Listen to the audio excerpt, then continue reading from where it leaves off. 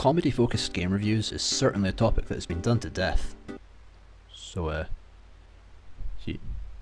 here's another.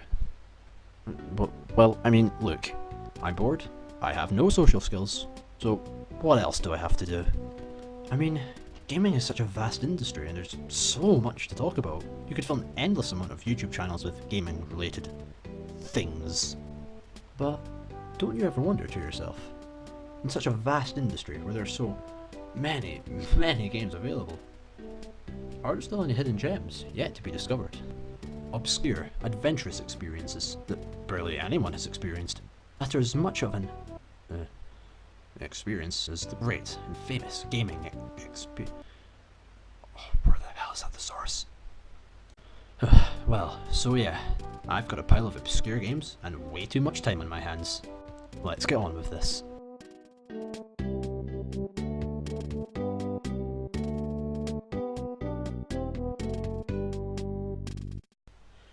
Okay, what's first? Skate Attack. A futuristic skateboarding game. Oh, this looks interesting. Hey! Oh, hey! Oh yes. Very interesting. Skate Attack was developed by Zero Scale and published by Midas back in 2007 for the PlayStation 2. The first thing that you'll notice upon starting up the game is the music. Not that it's badly made or anything, quite the contrary. It's fitting for the theme of the game and pretty upbeat. But it just sounds, I don't know, generic. Kinda like they just went to Shutterstock, for some reason, and picked the first thing they saw. I mean, I guess techno hip-hop or whatever does fit the theme of skating relatively well, but listen. Wouldn't some techno rock music make you want to go skating more than... Well, I wouldn't want to go skating anyway, but you get the point. Sadly though, most of the game's music sounds very similar. It's definitely not a bad soundtrack. Like I said, the music is quite energetic and upbeat, but it's just not that memorable. It's the sort of music you'll forget as soon as you turn the game off. Another thing you might notice upon hitting the main menu screen is the graphics. Though they're nothing too special in terms of the quality, I love how bright and colourful they are, almost have a cel-shaded look to them. It reminds me a lot of Jet Set Radio. In fact, this whole game reminds me of Jet Set Radio, from the colours used, to the music, though nowhere near as good, and even a lot in the character designs. Anyway, enough just staring at it. Let's start a new game. So to begin with, there's 2 characters we can choose from and 4 more that you can unlock later on. And what a hard choice it is, especially with such memorable characters like female anime character 1 and male anime character 1. Yeah, the characters aren't all that interesting. Like I said earlier, they're vaguely similar to Jet Set Radio's characters, but that's only in design. During the cutscenes you can see how little emotion they give off. They all seem to have pretty flat personalities. You might just say, as flat as a board. Well, hilarious jokes aside, they are honestly pretty generic. That's a word you'll hear a lot in this review. Generic. Maybe I should get that thesaurus back over here in that case. Yeah. Anyway, like I was saying, the game seems to have a large focus on appealing to younger kids and what they think is cool. It's as if the developers just sat down and asked each other, so what do kids these days think is cool? Skating. And? Futuristic stuff? That's good, but it's missing something. Anime character hair. Perfect! We'll make $1 million. What if we added robots as well? $100 billion. Well, I can at least give them credit for each character having individual stats. A lot of skating games don't even have that. But I think I'll go with the guy with the blonde messy hair, because that's at least something I can relate to. After picking your character, you can choose a location to go to. There are 3 in total: the old Dumbtown, the city rooftops, and the waste factory. The rooftops and factory, however, can't be accessed until filling certain conditions. There is also a tutorial, which I guess would be smart to take and learn the ropes. The tutorial starts with a hippie van flying out of nowhere and opening up to reveal who will be showing us how to play. A half-naked old man. Yeah, forget moles, fairies and annoying bastard robots. Elderly stoners are clearly the way forward for teaching people how to play a video game. So yeah, the old man opens the doors to his van and offers this child to have them be their personal mentor. And, like the safe and responsible child that I am, see nothing wrong at all with this and will do as he tells me. And they say kids won't learn anything from video games. Nonsense. The tutorial is pretty much what you'd expect, letting you know and practice the game's moves in a safe environment. The controls are the standard skating stuff. Jumping, grabs, grinding, manuals. I can't be bothered explaining all that. And I doubt any of the 6 people watching this give a damn either. Just think Tony Hawk Pro Skater and that's pretty much this game's controls. The camera can be a bit sluggish at times, but it's more than usable. One cool move that this game also has is an attack button. By pressing R1, you can punch an attack nearby, which is used in quite a few missions. We'll get to them soon. However, most of the time you won't use the punching, because there is a much better way to dispatch enemies. By jumping near an enemy and pressing R1, you can home in on them and others nearby. It feels very similar to the famous Sonic homing attack, and to be honest, I never once used the regular attack. This one's just so much easier and more enjoyable to use. Well, I guess since we're in the tutorial area, I should explain all the stuff on screen. In the very top left, you have the health meter. Taking damage will reduce said meter, and when it's completely empty, you'll get a game over. And the most sudden game over screen I've ever seen. Collecting medikits will restore any lost part of your health meter and help you avoid the game over screen. Below that is the adrenaline meter. By doing tricks of any sort, or collecting the common collectible, will fill your adrenaline, and when full, will start flashing, and you'll gain a bit more speed, and have the ability to destroy certain objects in your way. Trust me, obliterating those wooden boards feels so good.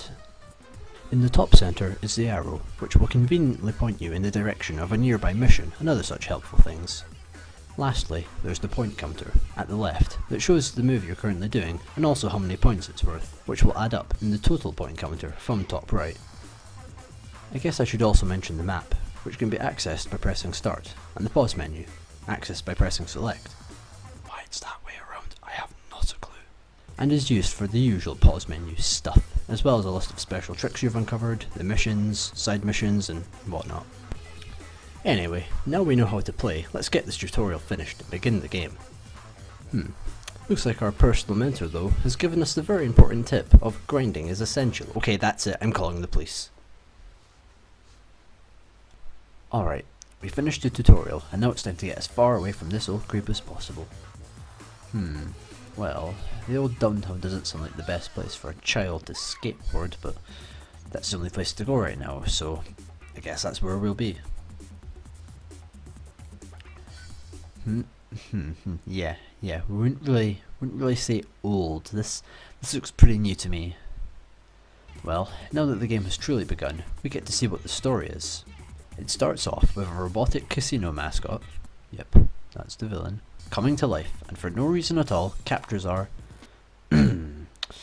skating buddy. Demands that we impress him with our skating skills in order to free them. Okay, this kid looks like he enjoys skating, so if you wanted to see him skate, I'm sure he wouldn't mind if you just asked him nicely instead of kidnapping his best friend.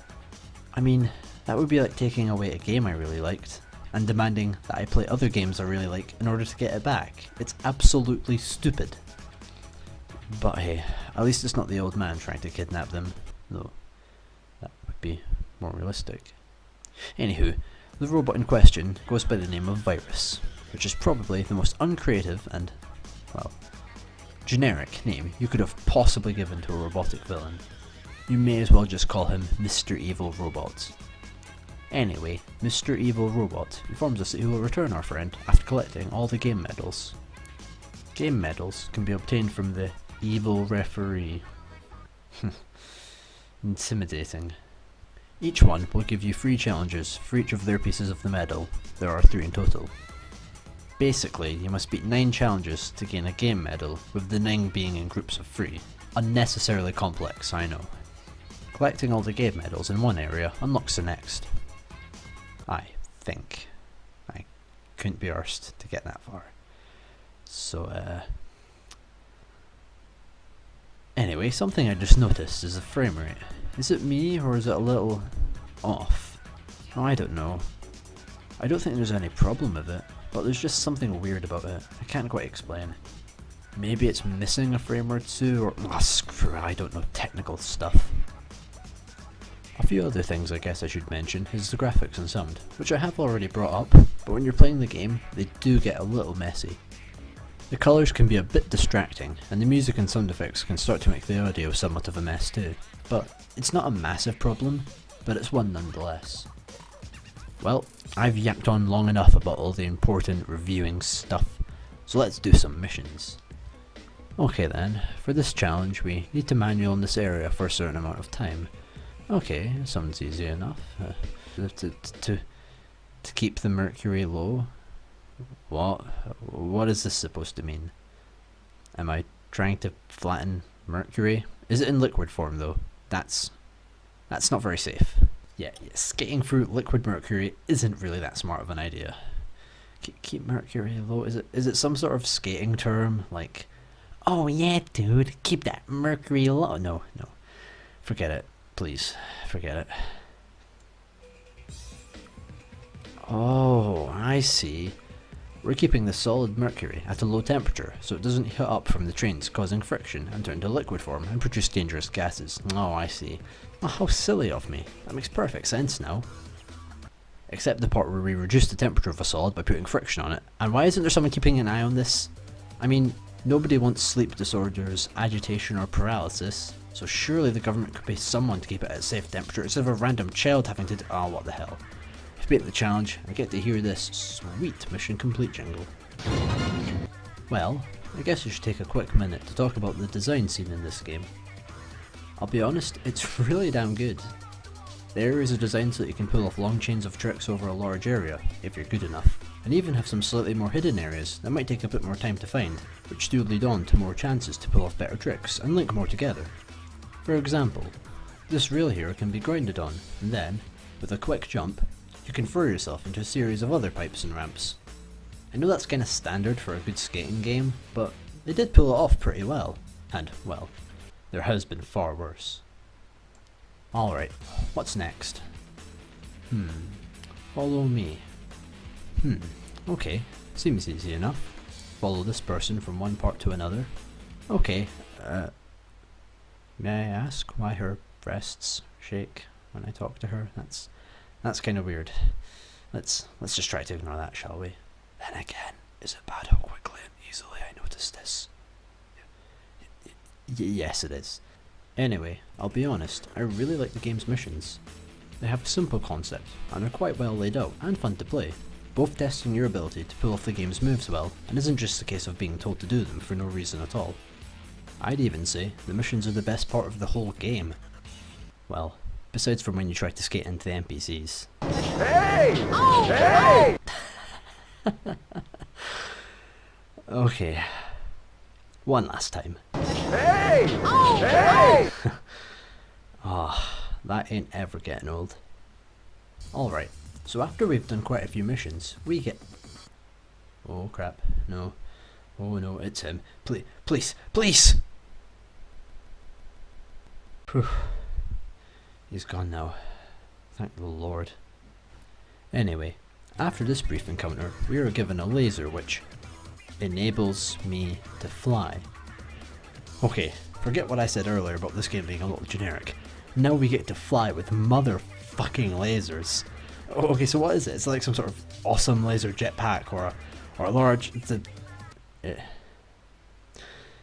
It's just a grappling hook. It's not really classed as flying, but... Oh well. It's still pretty cool. And we can only use it on cars and other vehicles. Pretty specific. I don't actually see this being very useful, but okay then. I will admit though, the slowdown feature when you select your target does look pretty awesome and feels badass. Not to mention, it makes selecting your target a breeze. And then I stopped playing the game, because I got pretty bored, really had no incentive to keep playing, and because I'm a crap reviewer. So, I guess Mr. Evil Robot wins then, and has taken over the world now. That's what he was planning to do. Oh, there's also multiplayer too, but I don't have any friends. So, yeah. Well, in conclusion, I would say that Skate Attack has large amounts of wasted potential. I mean, a futuristic skating game isn't too original, but this game has some pretty good ideas and mechanics, like the grappling hook and the homing attack. Not to mention, it has its own nice charm and character. I think what holds this game back from being much better is just how basic it is. If I told you randomly that this was a skating game, then you would already have a good idea of what the game is like to play. If I were to describe it in one sentence, it would probably be, Skate Attack is what you get when you fuse the basics of Tony Hawk Pro Skater with the basics of Jet Set Radio. I definitely wouldn't say that it's a bad game, I wouldn't even say that it's mediocre. It's good, but it's just a little uninteresting and doesn't offer much we haven't seen already. But if you want to show, say, someone under the age of 12 what it's like to play a skating game, or even if you just want a nice, easy, and cheap for a skating game, I can imagine this game would be a great place to start. But if you're not a beginner to the skating genre, it's nothing to really bother looking out for. I personally, however, didn't find it to be too interesting, but it certainly wasn't an unpleasant experience. So, out of ignore, try, or buy, I would give it the recommendation level of try. It isn't too fantastic, relatively platitude for the most part. Looks like it finally did come in handy. But if it looks like something you might enjoy, go for it. It's cheap and easy to find, so there isn't much stopping you if you want to play it. Sadly though, this isn't the glorious hidden gem that I was hoping to find. So, I guess my search for a hidden masterpiece shall continue. Oh well. I hope you enjoyed the video. I certainly enjoyed making it. Whatever it is you do today, I hope it goes well. I'll see you, well, whenever it is I see you again. Or if I even do. Whatever. Later.